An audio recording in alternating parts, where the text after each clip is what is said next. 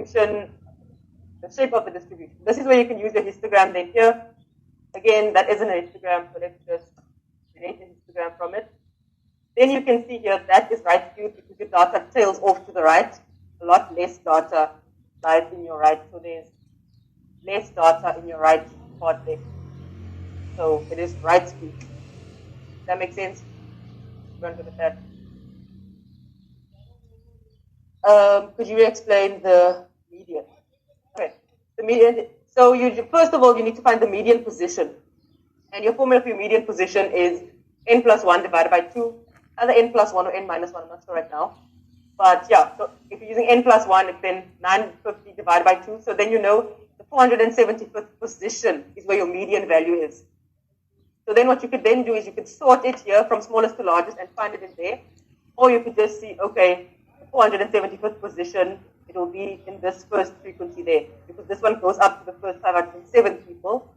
So the 475th person will be in this one as well.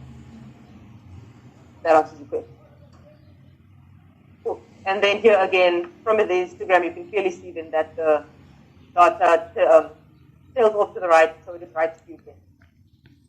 What you could have also done is you could have calculated the median, calculated the mean, and then see which one is bigger or smaller, or you could have used the median function on this as well, so what the value is, so what interval it falls into. Multiple ways to do that. How do you change the bars from a histogram? You just double click on one of the bars and make the gap worth equal to 0. Cool, so there's that question. The shape of the distribution, use the frequency distribution to approximate the standard deviation of the client's credit limit.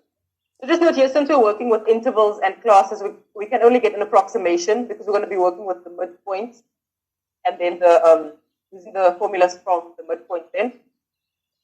So then what you need to do here is, how did I do it today? Okay. I'm just going to do it while we do it here and show you what I did. Okay, so that is just the median position that I calculated there. I'm going to delete that. So we can calculate the frequency then here, the relative frequency from it there. That's not really necessary now. So, okay.